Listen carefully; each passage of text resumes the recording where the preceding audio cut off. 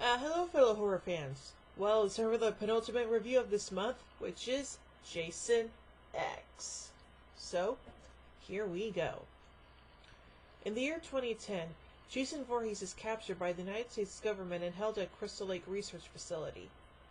Government scientist Rowan LaFontaine decides to place Jason in frozen stasis after several failed attempts to kill him. While Private Samuel Johnson places a blanket on Jason, Dr. Wimmer, Sergeant Marcus, and a few soldiers hope to further research Jason's rapid cellular regeneration and try to take Jason. They pull off the blanket covering his body, but find Johnson dead instead.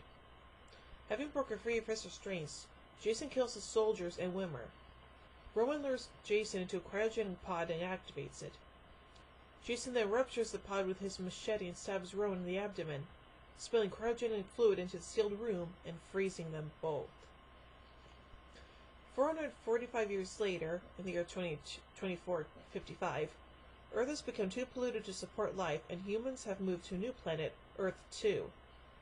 3 students, Sonarin, Janessa, and Azrael, are on a field trip led by Professor Braithwaite Lowe, who is accompanied by an android, KM-14.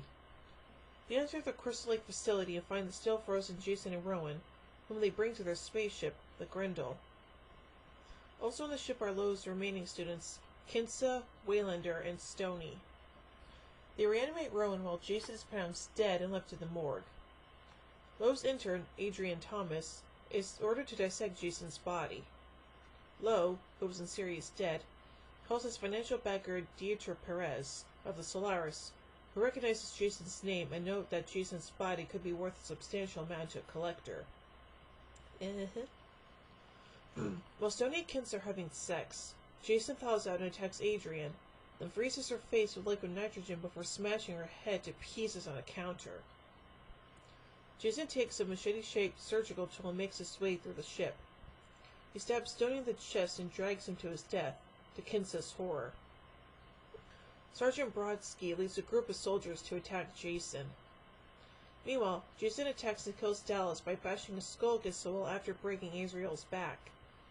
He then tries to attack Crutch, but Brodsky and his soldiers save him. Jason disappears.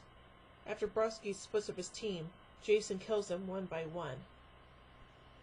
Lowe orders Pilot Lou to dock in on the Solaris, a nearby space station. As he is talking with the Solaris engineer, he is hacked apart by Jason. With no pilot, the ship crashes through the Solaris, destroying it, and killing Dieter Perez and everyone else on the Solaris. The crash damages one of the Grendel's pontoon sections. Jason breaks into the lab, reclaims his machete, and decapitates Lowe. With the ship badly damaged, the survivors head for Grendel's shuttle, while Sonarin heads elsewhere with KM-14. After finding Lou's remains, Crutch and Waylander prepare the shuttle. Rowan finds Brodsky, but he is too heavy for her to carry, so she leaves to get help. Waylander leaves to help with him, while Crutch prepares the shuttle. Jason kills Crutch by electrocution. On board the shuttle, Kinsa hears of Crutch's death and has a panic attack. She attempts to escape below and leaves everyone else for dead by launching the shuttle, but forgets to release the fuel line, causing it to crash in the ship's hull and explode, killing her. Sonarin appears with an upgraded KM-14, complete with an array of weapons and new combat skills. She cartwheels and fights Jason off and seemingly kills him, knocking him into a nano-equipped medical station and blasting off his right arm, right leg, right ribcage, and, finally, part of his head. The survivors send a distress call and receive a reply from a patrol shuttle. The survivors explosive charges to separate the remaining pontoon from the main drive section. As they work, Jason is accidentally brought back to life by the damaged medical station, rebuilt as an even more powerful cyborg. And thus, Uber Jason is born. Jason easily defeats KM-14 by punching her head off. As Sonarin picks up her still-functioning head, Jason attacks him but is stopped by Waylander, who sacrifices himself by setting off the charges while the others escape. Jason survives and is blown back onto the shuttle. He punches a hole through the hull, blowing out Janessa. A power failure with the docking door forces Brodsky to go to EVA to fix it.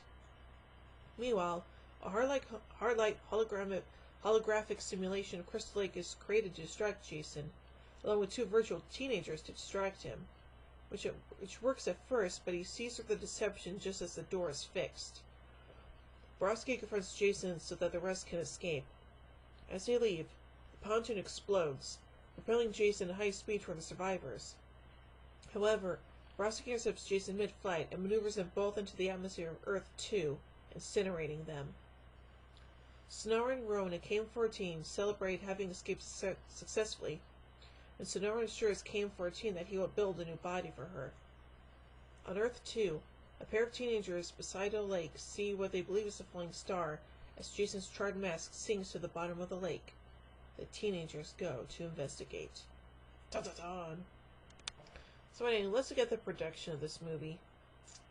Development of Jason X began in the late 1990s while Freddy vs. Jason was still in development hell.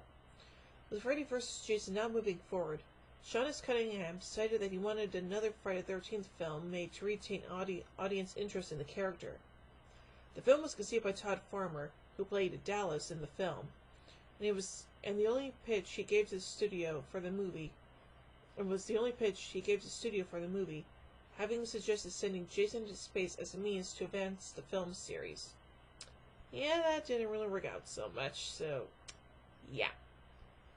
So overall, this movie is not bad, but it's just kind of, my humble opinion. And yeah, it was also the first film in the franchise I ever saw, so yeah. So overall, I give Jason X 3 jack-o'-lanterns out of 5. Well, tune in tomorrow as our look at the Friday the 13th franchise concludes with the 2009 remake. So, until then,